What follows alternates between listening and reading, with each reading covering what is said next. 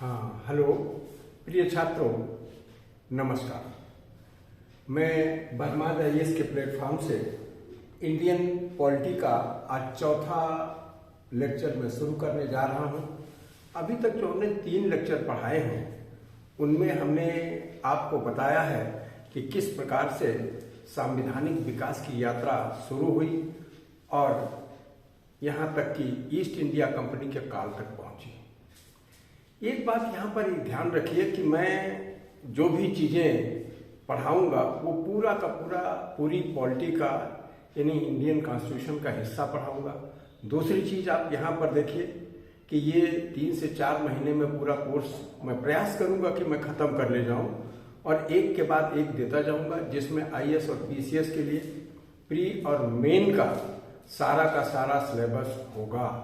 ये निश्चित समझिए। और जो महत्वपूर्ण प्रश्न हैं बीच बीच में मैं उनको भी बताता चलूँगा। ऐसा मैंने अभी पिछले अपने लेक्चर में किया था, 2 प्रश्न बताया था। उन दोनों प्रश्नों को आप लिखने का प्रयास करें। देखें, अगर उन दोनों प्रश्नों का उत्तर लिख पाते हैं और कोई दिक्कत लगती है तो आप हमारे कमेंट बॉक्स में हमसे उस पर चर्चा करके बात कर सकते हैं। हम कमेंट बॉक्स में जो भी चीज़ें आएंगी हम उसका जवाब देंगे, कमेंट बॉक्स पर ही लिख देंगे, आप पढ़ लीजिएगा और आपको सहायता मिल जाएगी। और मान लीजिए फिर भी अगर दिक्कत आती है तो आप हमसे टाइम ले लीजिएगा, फ़ोन पर बात कर लीजिएगा। कमेंट बॉक्स में हम फ़ोन नंबर भी आप डाल दीजिएगा तो हो जाएगा। हम बता देंगे आपको कि क्या चीज़ आपको चाहिए, जो चीज़ चाहिए। जैसे कि आपको हमने बताया था कि 1835 के चार्टर वगैरह के बारे में। आप यहाँ पर देखिए, रेगुलेटिंग एक्ट से या पिट्स इंडिया एक्ट से अभी तक जो भी चीज़ें हुई हैं वो किस प्रकार से संचालित हुई। आप देखिए कि सबसे पहले ईस्ट इंडिया कंपनी के काल में जो कुछ भी प्रक्रिया चली वो रेगुलेटिंग एक्ट से चली। रेगुलेटिंग एक्ट से जो प्रक्रिया शुरू हुई, आप वहां पर देखिए, उसमें पहले ही तय कर दिया गया था रेगुलेटिंग एक्ट में ही कि आने वाले 20 वर्ष के बाद ईस्ट इंडिया कंपनी के कार्यों का आकलन किया जाएगा और आकलन करने के बाद फिर इसकी कार्यावधि को बढ़ाया जाएगा। लेकिन आप यहीं पर देखिए कि रेगुलेटिंग एक्ट में सुधार करते गए और सुधार करते करते हम यहाँ पर जो दिखाई पड़ता है कि पिट्स इंडिया एक्ट तक ब्रिटिश काल का सारा का मामला हो गया। पिट्स इंडिया एक्ट के बाद आप देखिए रेगुलेटिंग एक्ट से जो बात चलती है वो 1793 आ जाता है। 1793 के काल में आप एक चीज पाएंगे कि ये 1793 के काल में 1773 से 1793 यानी 20 साल पूरा हो गया। इस 20 साल के बाद इसका मूल्यांकन करना था। मूल्यांकन करने के बाद बढ़ा दिया गया। आपको मैं ये पहले बता चुका हूं कि पिछले वीडियो में कि बढ़ाने के क्या क्या कारण है, कैसे क्यों बढ़ाया गया। आप उसी प्रकार से देखें कि रेगुलेटिंग एक्ट के बाद हम यहां पर चर्चा कर लेते हैं। रेगुलेटिंग एक्ट के बाद 1773 के बाद क्या चीज हुआ, यहां पर देखिए 17 पिट यहां पर हुआ है चार्टर एक्ट। चार्टर एक्ट 1793 93 एक चीज आया। ये कितना साल रहा, 20 ईयर्स। इसके बीच में यह बात अलग है कि इसके बीच में आप पाते हैं कि कई चीज पारित हुई। क्या चीज, इसी के बीच में 20 ईयर्स। इसी के बीच में पिट्स इंडिया एक्ट भी आया। पिट्स इंडिया एक्ट इसी के बीच में आया। ये 1784 का पिट्स इंडिया एक्ट है। फिर चार्टर एक्ट 1700 इसके बाद है अगला चार्टर एक्ट। ये आप यहां पर देखते हैं 1813। ये भी देखिए 20 ईयर्स। फिर इसमें देखिए, इसमें फिर 20 ईयर्स के बाद यहां पर देखते हैं फिर 20 ईयर्स। यहां पर ये चीज हुआ चार्टर एक्ट 1833, फिर 20 ईयर्स और फिर इसके बाद चार्टर एक्ट 1853।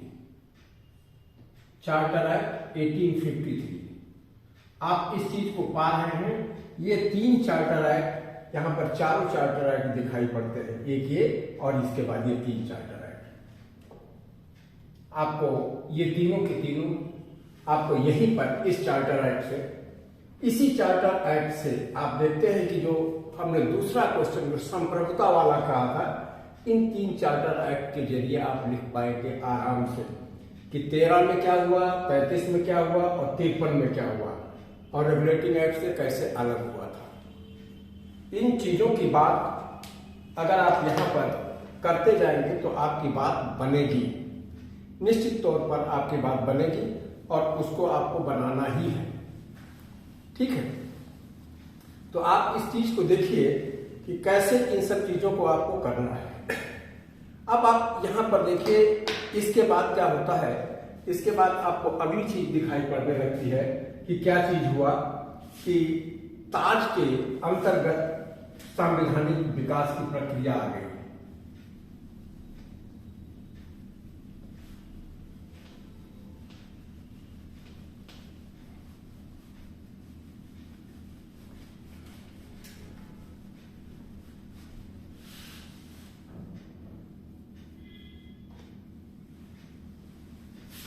अब इसके बाद देखते हैं ताज के अंतर्गत संवैधानिक विकास की प्रक्रिया।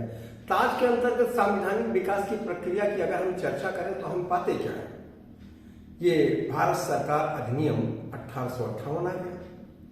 भारत सरकार अधिनियम 1858 के लिए परिस्थितियां तो पहले ही बन चुकी थी। आप इसको देखो, 1853 के चार्टर में ही कह दिया गया था कि जब तक संसद यानी पार्लियामेंट चाहे तब तक केवल जो है ईस्ट इंडिया कंपनी शासक के रूप में रह सकती है। जिस दिन पार्लियामेंट नहीं चाहेगी उस दिन जो है ये शासक के रूप में नहीं रह पाएगी। बिल्कुल बात सही है। और इसी बीच में आप देखते हैं कि 1857 की क्रांति हुई। क्रांति को ब्रिटिश हुकूमत ने जो है बलपूर्वक दबा के समाप्त कर दिया और उसी के बाद आप देखते हैं कि 2 नवंबर 1858 को इलाहाबाद में लॉर्ड कैनिंग का दरबार हुआ और उसी में 1858 के अधिनियम की घोषणा कर दी गई कि, और उसमें यह घोषणा कर दी गई कि ताज ने यानी सम्राट के अंतर्गत यानी महारानी के अंतर्गत सत्ता संभाल ली गई है। और अब उसके अंतर्गत देखिए उसमें कोई बहुत परिवर्तन कुछ नहीं किया गया, बस केवल एक परिवर्तन हुआ और उस परिवर्तन के साथ साथ आप देखते हैं कि ईस्ट इंडिया कंपनी की सत्ता समाप्त हो गई। अब आप यहां पर देखें कैसे क्या चीज हुआ। हम 1858 की बात अभी करते हैं, थोड़ा सा रुक के, लेकिन एक बात कह देते हैं यहां पर। ये देखिए, यह आया भारत सरकार अधिनियम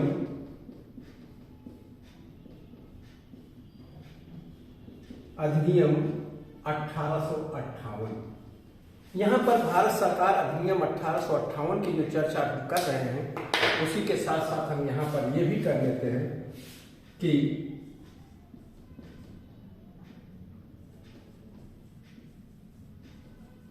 गवर्नमेंट ऑफ इंडिया एक्ट 1858, ये भी बात हो गई। गवर्नमेंट ऑफ इंडिया एक्ट 1858 की बात है। इसके बाद आप देखते हैं कि ये एक्ट जो था ये केवल सत्ता हस्तांतरण की बात थी। सत्ता हस्तांतरण के बाद आपको अगली चीज, दूसरी चीज दिखाई पड़ेगी, वो क्या थी कि 3 यहां पर परिषद अधिनियम। इसके बाद नीचे क्या आते हैं, 3 परिषद अधिनियम। यहां पर 3 परिषद अधिनियम यानी हम जिसको कहें 3 काउंसिल एक्ट्स। 3 काउंसिल एक्ट्स में कौन कौन सी चीज आते हैं? 3 काउंसिल एक्ट्स में क्या क्या चीज आएंगे? सबसे पहले देखिए नंबर 1 जिसको कहते हैं भारतीय परिषद अधिनियम।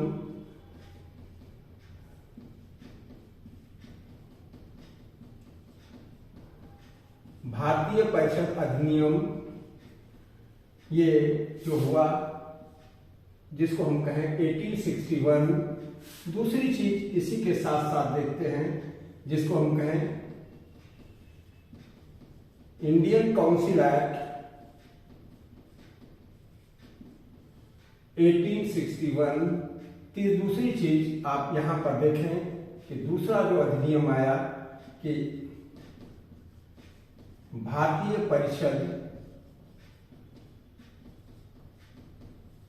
अधिनियम 1892, इंडियन काउंसिल एक्ट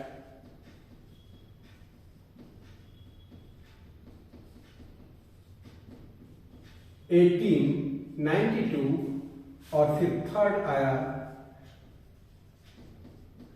भारतीय परिषद अधिनियम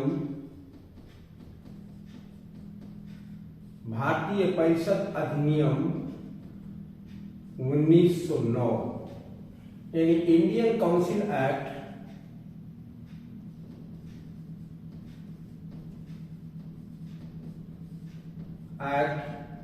1909, यानी 1909। ये तीन देखिए, वहां पर आप देख रहे हैं कि किस टाइप से चार्टर एक्ट आए थे, यहां पर काउंसिल एक्ट आए, ये तीन, वहां पर 4 चार्टर एक्ट। इसके जरिए जो है आप देखते हैं कि ये एक्ट बना।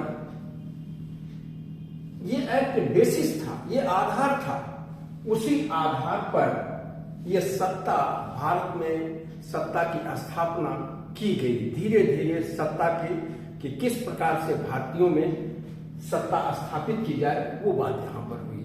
भारतीयों को साथ लेते हुए किस प्रकार से सत्ता भारत में ब्रिटिश अपनी चलाएं, उस चीज की बात इन तीनों परिषद अधिनियमों के अंतर्गत कर दी गई। यही आज का हमारा विषय है कि हम भारत सरकार अधिनियम 1858 और 3 परिषद अधिनियमों की चर्चा यहाँ पर हम करने चल रहे हैं, जो कि धीरे धीरे हम इस पर पहुंचने चल रहे हैं। अब आप यहाँ पर देखिए, जो हम सबसे पहले यहाँ पर करना चाह रहे हैं कि भारतीय परिषद अधिनियम की बात करने से पहले हम यहाँ पर कर रहे हैं कि भारत सरकार अधिनियम 1858। भारत सरकार अधिनियम 1858 की चर्चा हम यहाँ पर कर लें, फिर उसके बाद इन सब की बात करते हैं।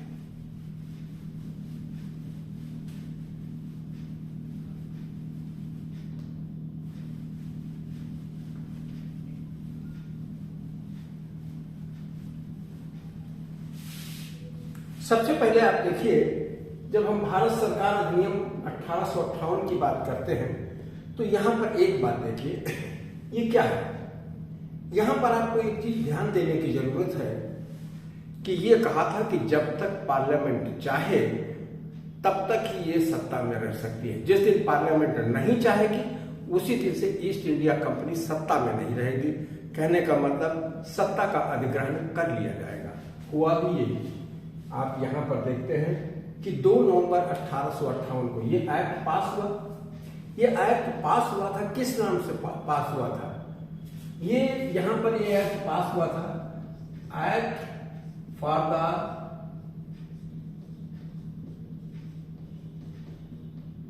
Better government.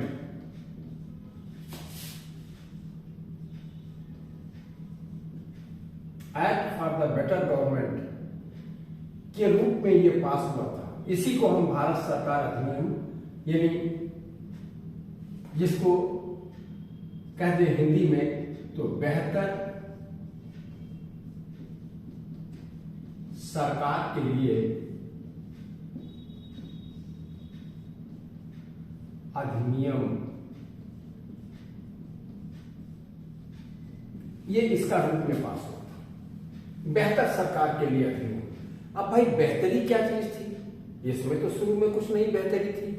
बेहतरी जो ये करना चाह रहे थे उसी के लिए जो इन्होंने कहा था कि बेहतर सरकार के लिए अधिनियम, उसी के लिए 3 जो है काउंसिल अधिनियम पारित किए गए। ठीक है, अब आप यहां पर देखें ये हुआ क्या चीज। सबसे पहली चीज तो आप यहां पर देखें कि हम जो यहां पर एक फ्लो चार्ट देते हैं आपको, उसके साथ साथ आप इसको समझिए कि फ्लो चार्ट के जरिए हम यहां पर इस चीज को एक्सप्लेन करना चाहेंगे।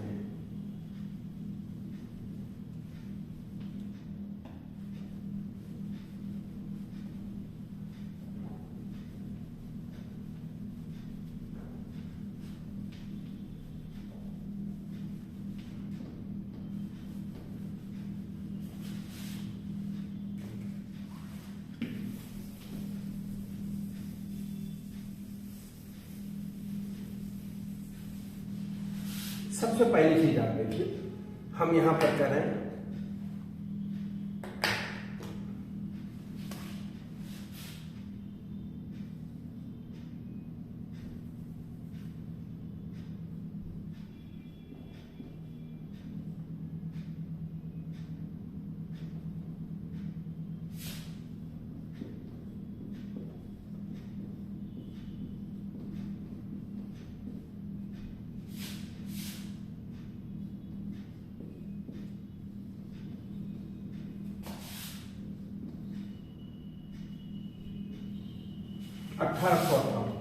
यहां पर हम दो चीजों की बात कर रहे हैं। सबसे पहले आप देखिए कि यहां पर हुआ क्या क्या चीज है।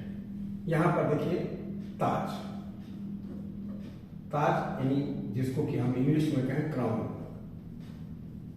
ये इसके नीचे जो था संसद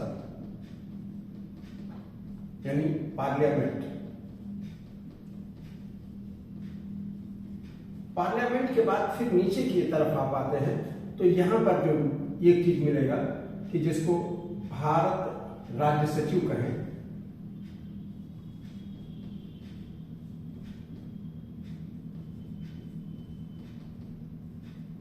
राज्य सचिव यानी हम इसको कहें secretary of state for India. ये यहां पर हुआ। इसी के नीचे जो थी एक संस्था थी जिसको कि ये कहा गया कि भारत परिषद।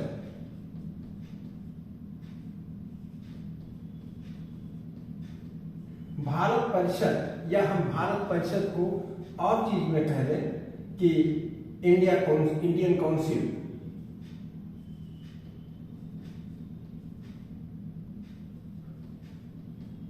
Indian council. आप यहां पर एक चीज ध्यान दें कि अभी तक आपने एक चीज देखा था कि जो रेगुलेटिंग एक्ट बना था या रेगुलेटिंग एक्ट के बाद जो उसमें सुधार हुआ पिट्स इंडिया एक्ट बना।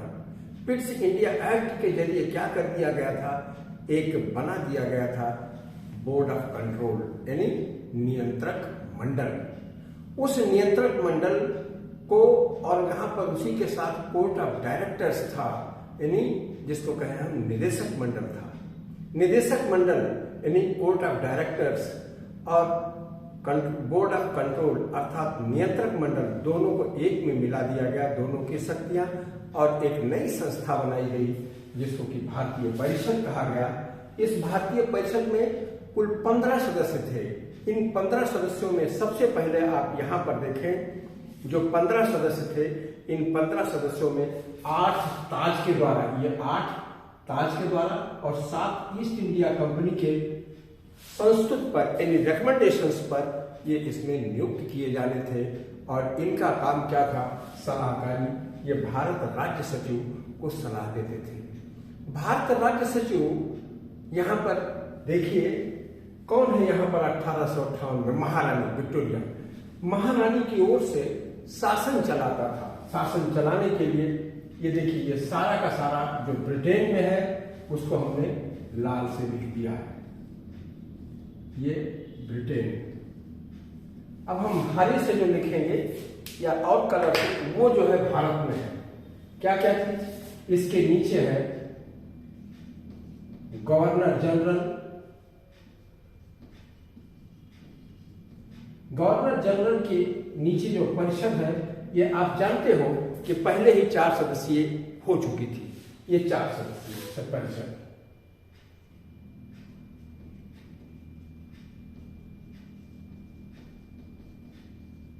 ये यहां पर गवर्नर जनरल है।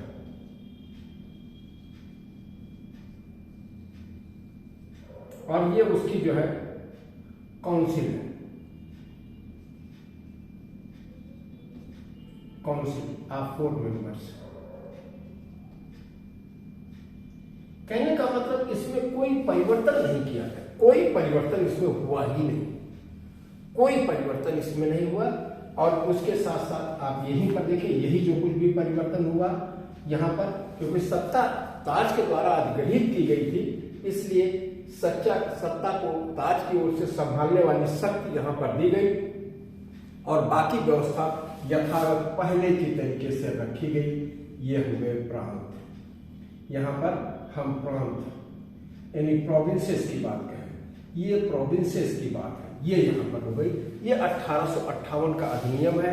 1858 के अधिनियम के द्वारा और कुछ नहीं हुआ, सत्ता का अधिग्रहण हुआ और सत्ता के अधिग्रहण के लिए सत्ता किसमें समाहित कर दी, कौन महारानी की ओर से सत्ता देखेगा, ये संस्था बना दी गई। बस ये मेन बात है। आप इस चीज को आप यहाँ पर समझिए कि मुख्य बात यह है कि महारानी की ओर से सत्ता को देखने वाला एक शक्ति स्थापित की गई, जिसको कि भारत राज्य सचिव और उसकी परिषद यहाँ पर बना दी गई। आप इस चीज को यहाँ पर नोटिस करें। अच्छा भाई, अब इसके बाद हम अगली चीज की बात करते हैं कि इसी के विस्तार के स्वरूप जो विभिन्न प्रकार की आप देखते जा रहे हैं जो बनी है, जिसको कि हम परिषदों की बात करना चाहते हैं।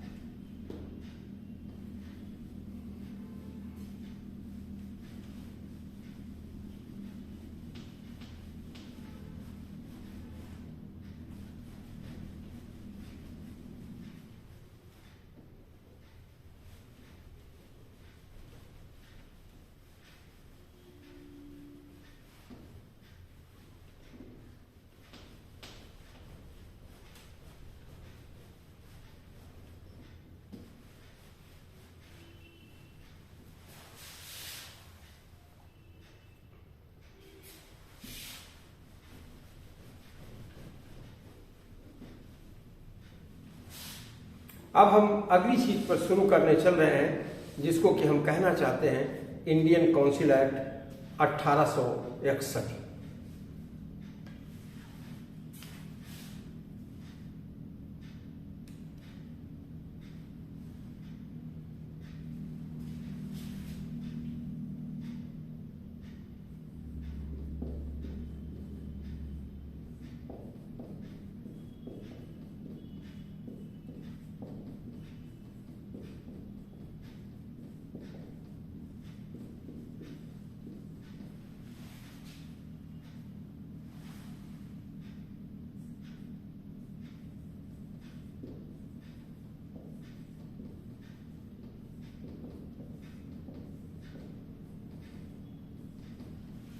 इसमें देखिए क्या क्या चीज है। इसमें एक ही बात आप ध्यान रखिए कि भारत में जो कुछ सुधार हुए वो भारत में हुए हैं। इसके लिए अंतर्गत जो है ब्रिटेन में या और कहीं पर कोई सुधार नहीं हुआ है। यहाँ पर देखिए क्या क्या चीज यहाँ पर हुई कि लॉर्ड कैनिंग का जमाना था। किसका? लॉर्ड कैनिंग का। कैनिंग को जो है ये पूरी छूट दी गई कि भैया आप शासन व्यवस्था अच्छी तरह से करिए। शासन व्यवस्था अच्छी तरह से करने के लिए यहां पर देखिए क्या क्या चीज हुआ। पहली चीज यहां पर देखिए, जो सब कुछ था वैसे ही था। कहने का मतलब वैसे ही आप देखिए, ताज यानी क्राउन, वैसे ही क्राउन, ये व्यवस्था है। क्राउन के नीचे वैसे ही पार्लियामेंट, पार्लियामेंट यानी संसद, वैसे ही आप यहां पर देखें भारत राज्य सचिव,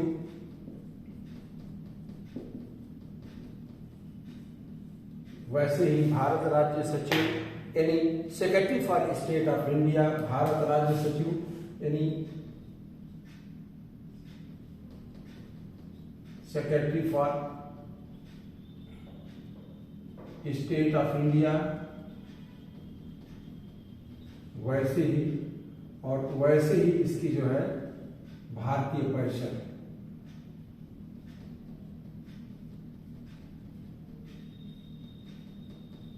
एंड काउंसिल ऑफ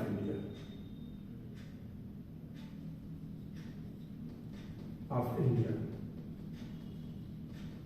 कोई इंप्रूवमेंट नहीं, कुछ नहीं, ये एकदम वैसे ही है। बदला कहां पर गया भाई? यहां पर देखिए गवर्नर जनरल,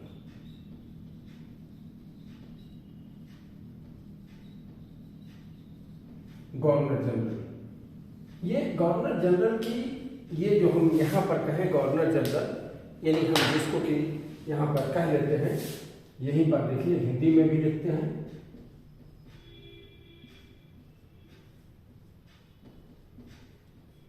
गवर्नर जनरल की इसकी कार्यकारी परिषद, कार्यकारी परिषद यानी एग्जीक्यूटिव काउंसिल।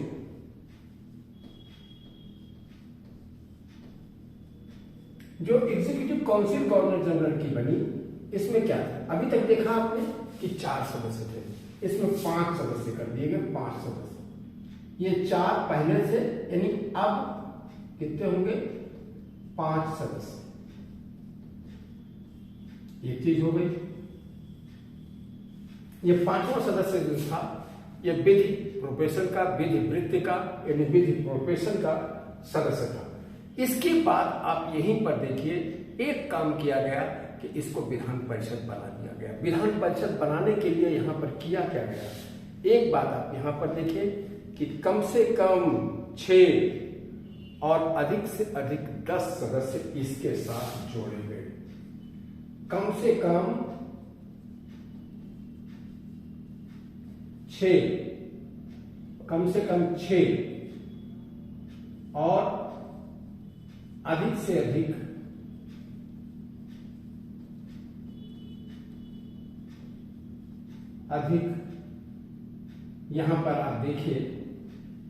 12 सदस्य।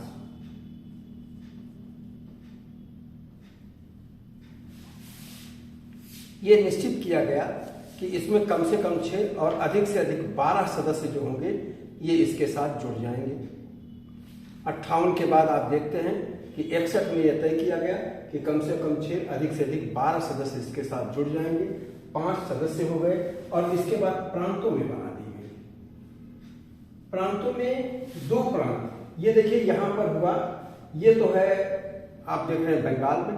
इसके बाद यहां पर मद्रास और ये बंबई, इसी के साथ ही यहां पर विस्तार कर दिया गया।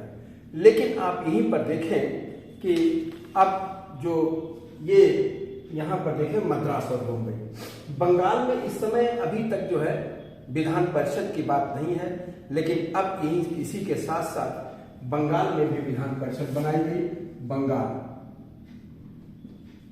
बंगाल में यानी बंगाल में विधान परिषद जो बनी वो कब बनी? 1862, 1862। बंगाल के बाद देखिए उत्तरी पश्चिमी सीमा प्रांत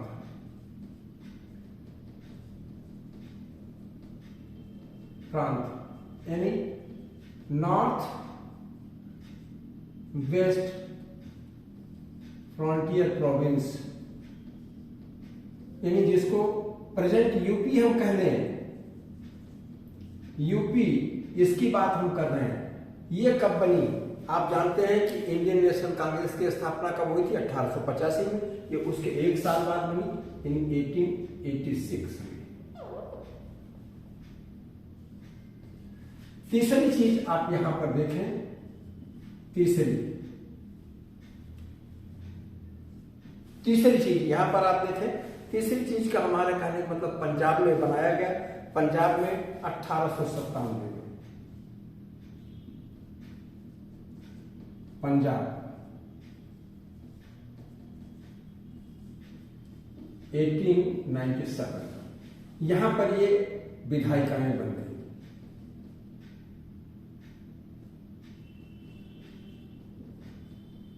विधायिकाएं यानी लेजिस्लेचर,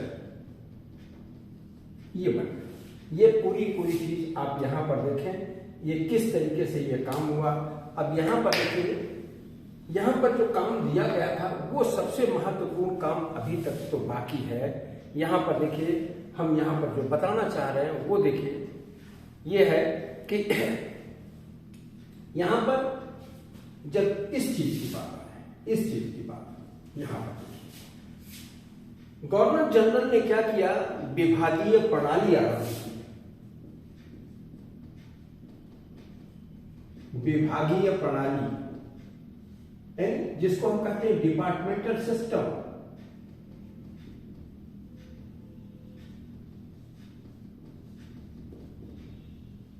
डिपार्टमेंटल सिस्टम आरंभ किया। डिपार्टमेंटल सिस्टम में आप जानते हैं कि विभागीय प्रणाली में क्या की चीज हुई, इसमें तीन बातें हुई, तीन बातें,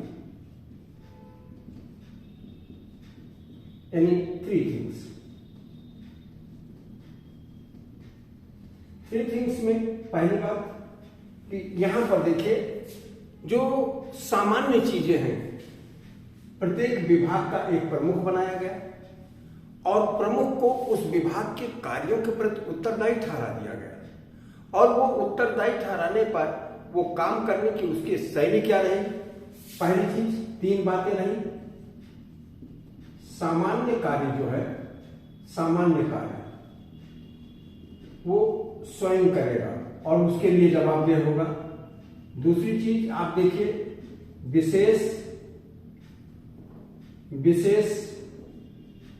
यानी गवर्नर जनरल की सलाह से यहां पर देखिए तीन बातें हुई, थ्री थिंग, सामान्य कार्य यानी general function, general work, self ये करेगा और ये special with the help of governor general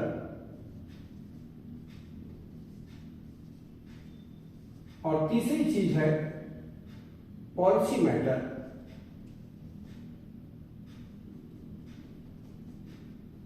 यानी नीतिगत बातें वो कैसे करेगा। नीतिगत बातें जो है वो पूरी जो कार्यकारी परिषद है, कार्य परिषद की सहमत से ये कंसेंट ऑफ एग्जीक्यूटिव काउंसिल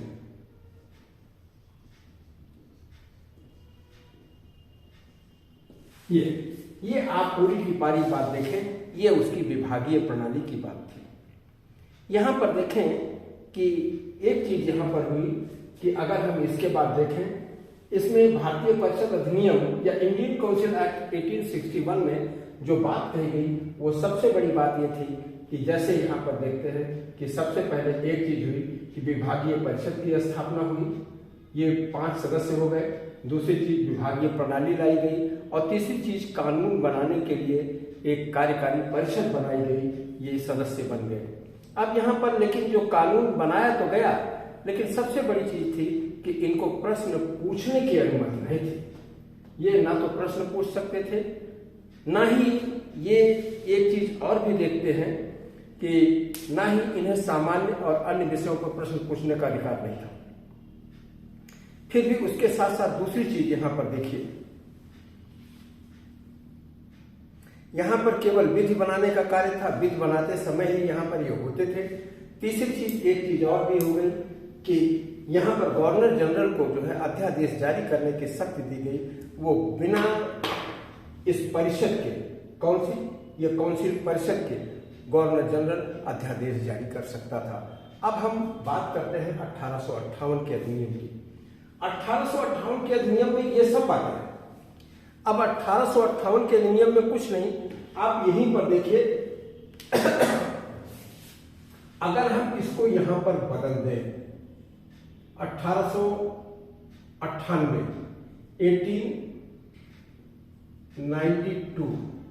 1892 ये 1892 में ये देखिए, ये सारी व्यवस्था है, विभागीय प्रणाली भी है, 5 सदस्य भी है और यहां पर आप देखते हैं कि जो ये बंगाल और ये बन गए, पंजाब में 4 प्रांत बन गए। आप यहां पर देखें 1 2 3, यहां पर ये 4 प्रांत, बंबई तो है ही, बंबई मद्रास, ये 3-4 प्रांत बन गए। अब आप इसके बाद देखें कि हुआ क्या क्या चीज। यहां पर जो दूसरी चीज हो रही है 1898 में, जब हम वहां पर कहेंगे तो यहां पर ये चीज ये 10 और 16 में बदल गई, ये 10 और 16 में बदल गई। यहां पर जो एक परिवर्तन आप पा रहे हैं ये 1892 में 1892 में अधिकार थोड़े से और बढ़ा दिए गए, ये जो है वित्त पर प्रश्न पूछ सकते थे, यानी फाइनेंस मैटर पर प्रश्न पूछ सकते थे, जनरल मैटर पर प्रश्न पूछ सकते थे, but they can not bring any proposal.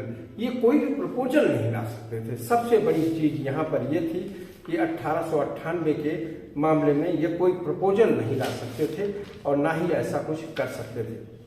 यहाँ पर देखिए एक चीज और हो गई, लेकिन इसमें सबसे बड़ी बात यह रही कि यहां पर निर्वाचन की पद्धति ला दी गई है। 1892 में निर्वाचन की पद्धति ला दी गई।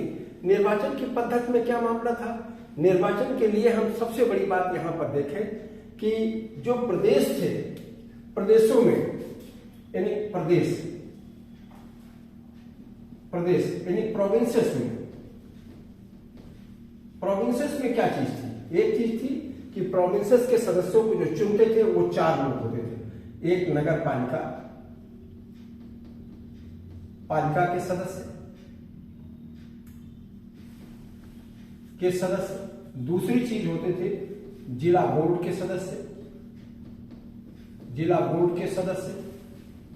तीसरी चीज जो है आप यहां पर फिर देखें, तीसरी चीज जो यहां पर थी जिला बोर्ड के सदस्य और विश्वविद्यालय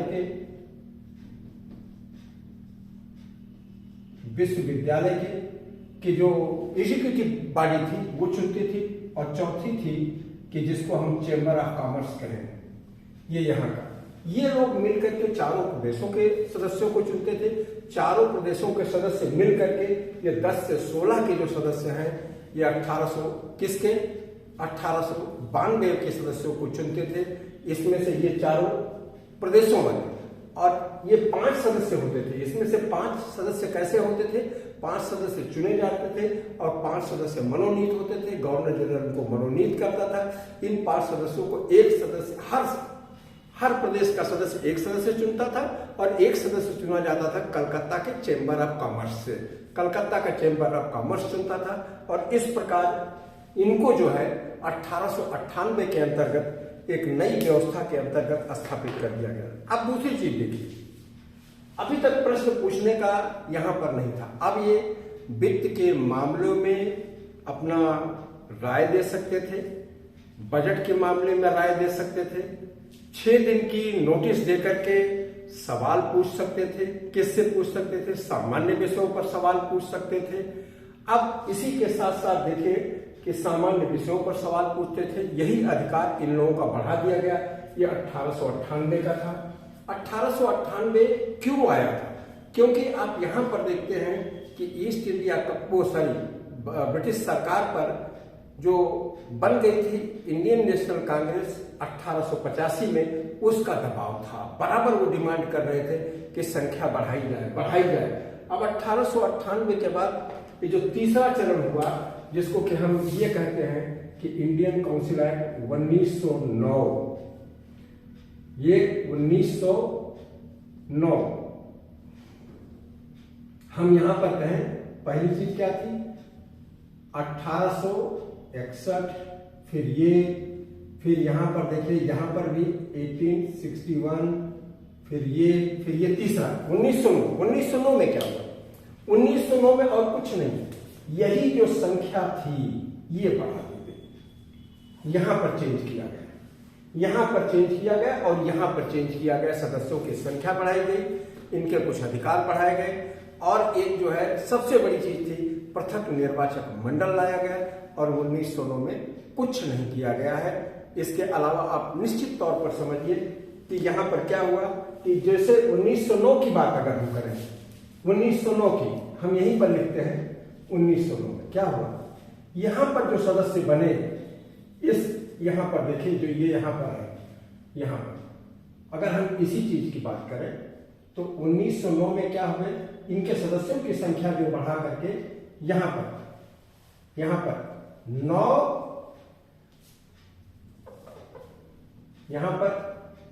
9 सदस्य पहले से थे और 60 यहां पर और लाए गए, तो 69 सदस्य हो गए।